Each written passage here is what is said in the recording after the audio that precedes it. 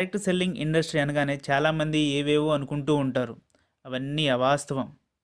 దీన్ని జనరల్గా కొంతమంది ప్రత్యక్ష విక్రయాలు అంటారు. మరి కొంతమంది ఇది ఒక రిటైల్ ఛానల్ అని అంటారు. మరి కొంతమంది డైరెక్ట్ సెల్లింగ్ అనేది ఒక గ్లోబల్ బిజినెస్ అని చెప్తూ ఉంటారు. ఇంకా కొంతమంది ఉంటారు మూవీ చూడకుండానే రివ్యూలు రాసే రకం అనమాట వీళ్ళంతా. వాళ్ళు దీన్ని చైన్ మార్కెటింగ్ అని, లింక్ సిస్టమ్ అని ఏదేదో చెప్తూ ఉంటారన్నమాట. అలా చెప్తూ ఆనందపడుతూ ఉంటారు. అలాంటి వాళ్ళ కోసమే ఈ వీడియోని వాళ్ళకే అంకితం ఇచ్చేస్తున్నాను. ఈ వీడియో ద్వారా మీరు తెలుసుకోబోతున్నారు డైరెక్ట్ సెల్లింగ్ ఇండస్ట్రీ అంటే ఏమిటి, దాని ఫ్యూచర్ మన ఇండియాలో ఎలా ఉండబోతుంది. అలాగే కొన్ని స్టాటిస్టిక్స్ ఆధారంగా ఇప్పటి వరకు మన డైరెక్ట్ సెల్లింగ్ ఇండస్ట్రీ ఎంతవరకు గ్రోత్ అయ్యింది. వాట్ ఈజ్ డైరెక్ట్ సెల్లింగ్, అసలు ఈ డైరెక్ట్ సెల్లింగ్ అంటే ఏమిటి? దీనినే మనం తెలుగులో ప్రత్యక్ష విక్రయాలు అని అంటారు. ప్రొడక్ట్ను మరియు వాటి సర్వీసెస్ను కస్టమర్కు చేర్చడానికి ఉపయోగించే ఒక విభిన్నమైన మార్కెటింగ్ విధానమే డైరెక్ట్ సెల్లింగ్. ఈ పద్ధతిలో ఎటువంటి మధ్యవర్తులు లేకుండా ప్రొడక్ట్ కస్టమర్ని రీచ్ అవుతుంది. ఈ పద్ధతిలో కేవలం ఏజెంట్ ఆర్ డైరెక్ట్ సెల్లర్స్ ద్వారా మాత్రమే ప్రొడక్ట్ కస్టమర్ని రీచ్ అవుతుంది. అందుకు గాను ఈ ఏజెంట్స్కు కమిషన్ అనేది అందుతుంది. అలాగే ఈ ఏజెంట్స్ అనేవాళ్ళు ఏదైనా ఒక కంపెనీతో అనుసంధానమై వర్క్ చేస్తూ ఉంటారు ఇండిపెండెంట్గా. ప్రొడక్ట్ని రిటైల్ చేయడంలో ఒక సక్సెస్ఫుల్ మెథడ్ అయిన డైరెక్ట్ సెల్లింగ్కి చాలా పెద్ద హిస్టరీనే ఉంది. ఈ డైరెక్ట్ సెల్లింగ్ స్టార్ట్ అయ్యి సుమారుగా ఇప్పటికీ 160 సంవత్సరాలు దాటిపోయింది. మిడిల్ ఆఫ్ 18th సెంచరీలో ఒక పెర్ఫ్యూమ్ కంపెనీ ద్వారా ఈ డైరెక్ట్ సెల్లింగ్ అనే పద్ధతి మన ముందుకు వచ్చింది. అప్పటి నుంచి ఇప్పటి వరకు జరిగిన ఈ సుదీర్ఘ ప్రయాణంలో ప్రపంచ దేశాలు ఈ పద్ధతి ద్వారా బిజినెస్ చేసి చాలా ముందుంటే మనం మాత్రం ఇంకా 17th ప్లేస్లోనే నుంచొని ఉన్నాం. ఒక చిన్న ఉదాహరణ చెప్పాలంటే 2015 ఫైనాన్షియల్ ఇయర్లో ఒక యుఎస్లోనే $35 మిలియన్ బిజినెస్ కేవలం డైరెక్ట్ సెల్లింగ్ ఇండస్ట్రీ ద్వారా జరిగింది. అలాగే రీసెంట్గా వచ్చిన రిపోర్ట్స్ ప్రకారం యుఎస్ అండ్ చైనా పోటాపోటీగా డైరెక్ట్ సెల్లింగ్ ఇండస్ట్రీలో బిజినెస్ చేస్తూ రెండు దేశాలు ఫస్ట్ ప్లేస్లో నుంచొని ఉన్నాయి. బట్ ఇంకా మనం ఆ 17th ప్లేస్లో కంటిన్యూ అవుతూనే ఉన్నాం.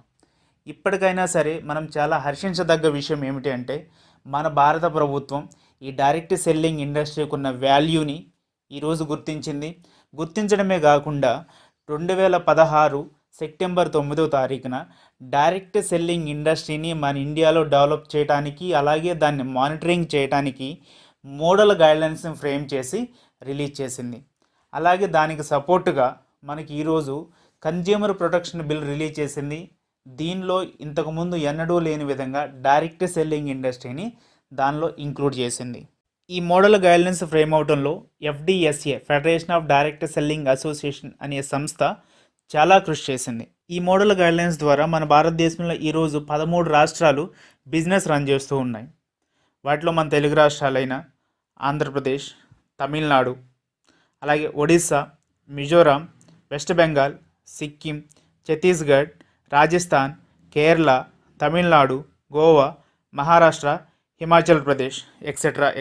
ఇన్ని రాష్ట్రాలు ఈరోజు మోడల్ గైడ్లైన్స్ ద్వారా డైరెక్ట్ సెల్లింగ్ ఇండస్ట్రీ బిజినెస్ని రన్ చేస్తున్నాయి అంటే నిజంగా డైరెక్ట్ సెల్లింగ్ ఇండస్ట్రీకి ఇండియాలో అంత ఫ్యూచర్ ఉందా?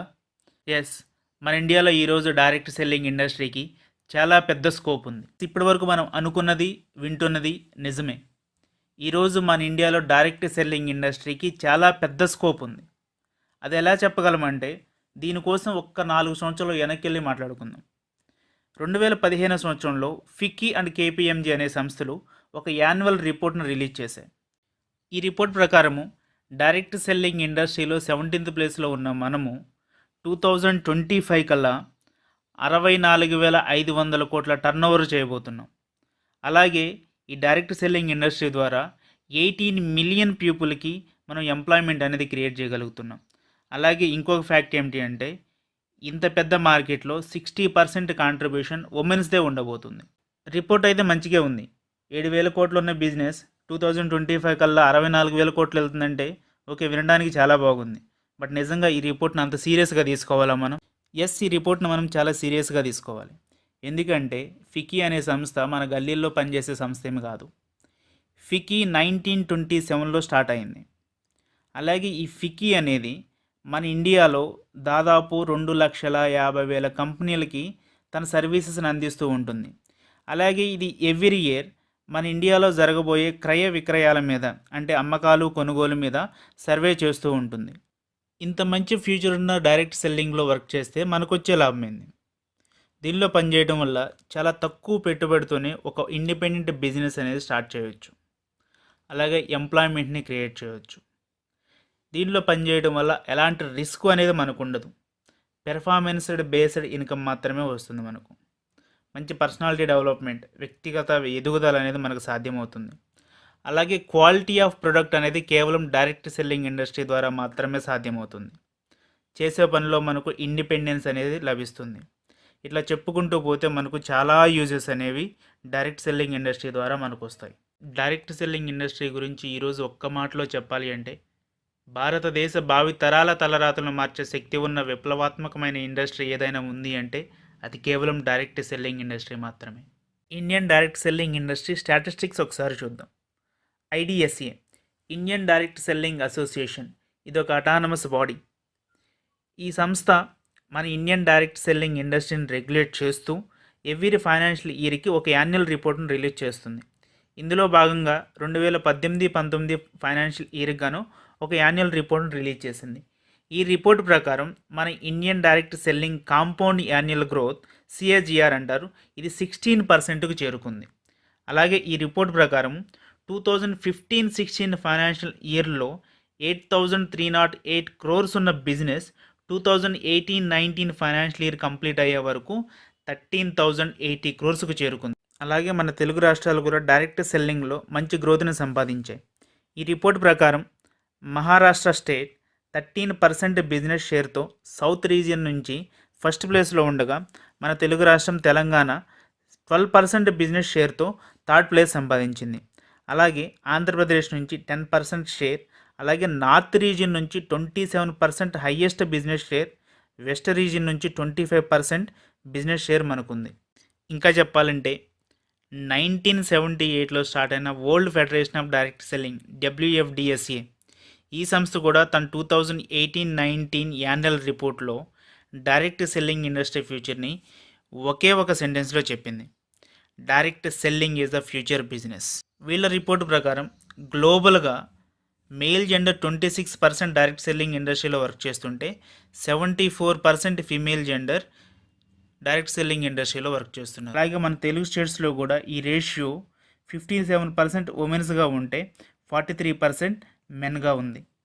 ఇంత బాగా Indian direct selling industry grow అవడానికి కొన్ని రీజన్స్ చూద్దాం.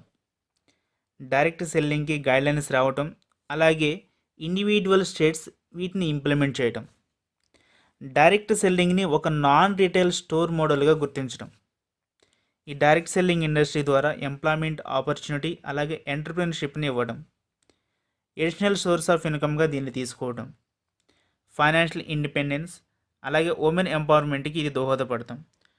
డైరెక్ట్ సెల్లర్స్కి ఆర్గనైజేషన్స్ నుండి కంటిన్యూగా సపోర్ట్ అనేది ఉండటం, ఇలాంటి విషయాలు కొన్ని ఈరోజు మన ఇండియాలో డైరెక్ట్ సెల్లింగ్ ఇండస్ట్రీ గ్రోత్కి దోహదపడుతూ ఉన్నాయి. ఇంత గ్రోత్ ఉన్న ఈ ఇండస్ట్రీని ఇప్పటికీ తక్కువగా చూసేవాళ్ళు చాలామంది మనలో ఉన్నారు. ఇంకా దానికి రీజన్ డైరెక్ట్ సెల్లింగ్ ఇండస్ట్రీ కాన్సెప్ట్ని తప్పుగా అర్థం చేసుకోవటం, అలాగే మనలో కొంతమంది రాంగ్ కంపెనీస్తో అలాగే నెగిటివ్ ప్రొడక్ట్స్తో వర్క్ చేయటం, అలాగే చేసే వ్యక్తులు కొంతమంది చాలా అనెథికల్గా బిజినెస్ చేయటం, ఇలాంటి వాటి వల్లే డైరెక్ట్ సెల్లింగ్ ఇండస్ట్రీని చాలామంది తక్కువగా చూస్తున్నారు. ఫైనల్గా అందరికీ నేను చెప్పేది ఒకటే: direct selling the future business. ఇది మనందరి బిజినెస్, ప్రతి ఒక్కరి ఇండిపెండెంట్ బిజినెస్. ఈరోజు ఈ బిజినెస్ని మనం మంచిగా చేద్దాం, మన భావితరాలకు బాటలు వేద్దాం. Thank you all the best. ఈ ఇన్ఫర్మేషన్ మీకు నచ్చినట్లయితే లైక్ చేయండి, షేర్ చేయండి, అలాగే ఈ ఛానల్ని సబ్స్క్రైబ్ చేయండి. మళ్ళీ కలుద్దాం నెక్స్ట్ వీడియోలో.